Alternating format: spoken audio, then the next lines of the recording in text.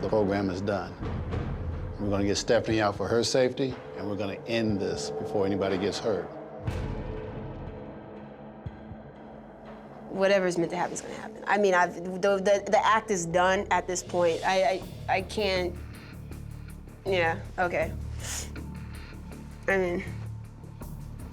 Okay. That's it. Thank you. I tell y'all, I got a story out of this. Absolutely. So I got what I wanted. So yeah, all right. This is an emergency.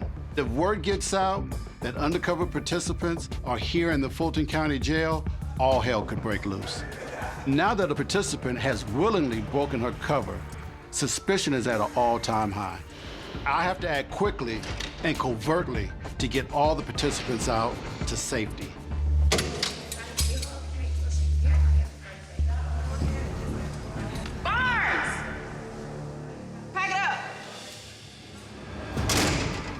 When my name was called for release, I could not get out that door fast enough.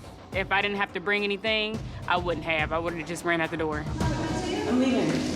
You're leaving too? Yeah. Why are you pissed? Why are you pissed, kid? Why are you leaving, huh? It's gonna be one big fight pod. Where are you going? Some of the girls seem a little shocked, but some of them seem that they were already on to me. At that moment, I thought my life was in danger. Take care, y'all. All right, be good. Be safe. All right. Thomas, you need to pack it up. For release? When they said my name and then to pack it up, it was surprising to me. It was early because I was planning on staying, you know, a whole nother almost 2 weeks maybe. Hearing Alan's name and seeing him pack it up and go, I was like, what? This doesn't make sense. What's going on right now? I'm coming. Because Nate has been undercover the longest, I believe Nate is the best equipped to stay undercover until the other participants have been removed. See y'all later, guys. Here you go. When I heard pack it up, like just confused, like really truly confused.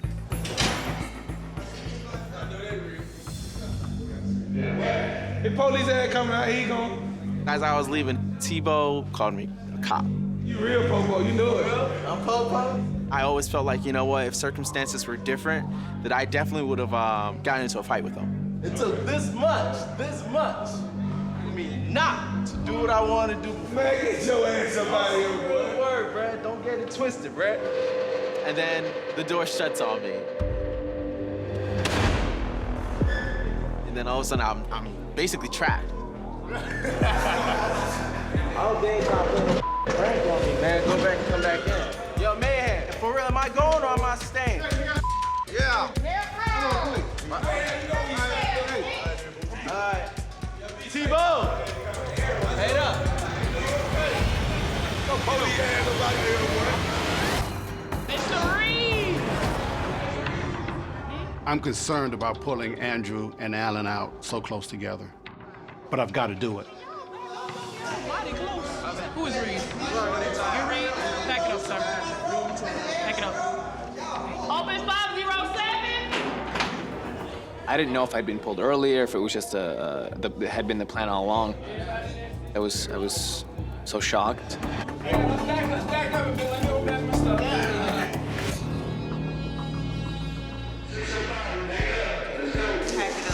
Pack it up. Didn't she say 6? Didn't you say 605? Pack it up. That's you. 605. Immigration. Pack it up. Pack with me. Gone, damn.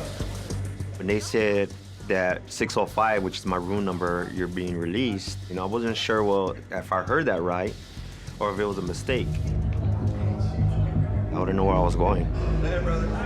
I didn't know if I was going to another pod or what. I didn't know. Nobody told me anything.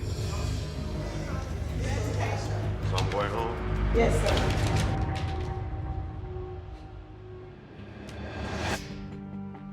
Hi. Hi. Well, don't we look all dolled up? How are How you? was it being in?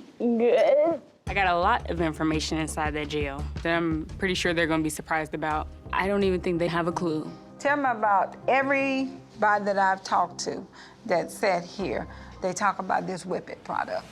Let's talk about Whip It. Oh, Whip It Wednesdays. Okay. We call it Whip It Wednesdays, because Okay. on Wednesdays we get commissary. Okay. And so, of course, everything that go into Whip It is, you know, the Kool-Aid, and then the coffee. Okay. And of course, the drugs. Everybody gets the drugs from the medication line. The COs, they allow them to do it. A lot of the COs come in, and they'll just be out whipping it. They don't care, they just do the security rounds and walk right back out. That's pivotal. That's very big for me. That's crazy. Like I said, that's definitive, that's actionable. Yeah. Some people are gonna have some explaining to do.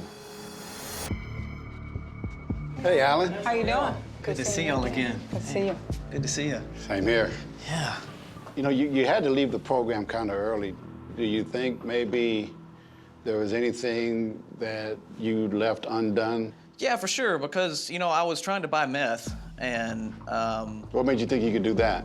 I mean, people do it. Who would bring that in? Usually the trustees. Would this happen just randomly any day, or was it like It was during the weekends? one particular trustee, but I needed just a little bit longer to get that trustee so he could get his hands on the product. Time.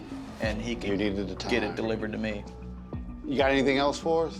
I helped make a shank with one of my roommates. Wow. My roommate made a shank out of the little plastic gray cups that are given out with your soaps and your deodorants.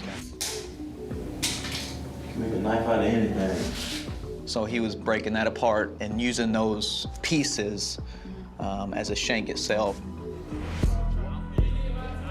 After Andrew was pulled out, I was definitely worried about, okay, if they're pulling them out so quickly like they are, is there something going on that I'm unaware of? Being a Marine veteran, I know that Nate is equipped to stay in 500 a little longer, but the longer he stays, the more danger he's in. Buyers 506. Buyers 506. Back it up. As soon as they called my name, I thought, oh no, this is definitely gonna show everybody in here that I was indeed in here undercover.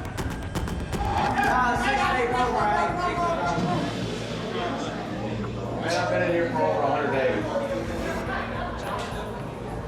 And I said, I've been in here over 100 days. I don't know what 60 days you're talking about. If I was in here on a 60-day program, I would have been gone a long time ago. And they were like, oh, okay. Okay. Oh, wait. You going home? You going home, Nate? Because of that. I think that everybody kind of put the suspicion to the side. I'm gonna call you in a couple months, man. Desmond, he seemed happy for me. Get your ass out of here. It's really overwhelming. You know, they gave me a warm goodbye, you know, they all said, love you, man, you know, take care. It felt awesome. Hey, come on in. Good evening. Good evening, gentlemen. How you doing? How you doing, sir? Standing tall still. Yes, sir. So what's it feel like? I mean, because you did close to 120 days. You That's did correct. 4 months. Did there come a time when you said, I'm an inmate? You know, the keys to my success in there was to be an inmate. But mentally, did you feel like you were an inmate? Absolutely. I mean, I had no special privileges. I wasn't treated any differently than anybody else in there. Tell us what you think we need to know. There's a couple incidences that I've had that were a very big concern to my safety, and that was when we were brought out and our doors were all shut. I left my tablet in on my bed, and an inmate went to the tower, asked them to open my door.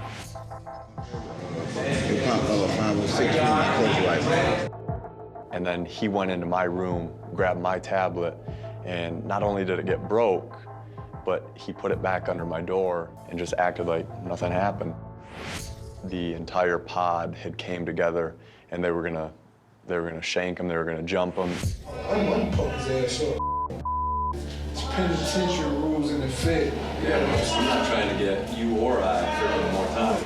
I actually had tried to tell everybody, look, I'm gonna write a grievance. I'm gonna show you guys that if you follow the procedures, that everything will be taken care of. You don't have to take care of it. And I never got a response from it. You've been an exemplary participant in this program. And I want to thank you for the additional mile you went, staying another 2 months, giving us the information that you did. I appreciate that.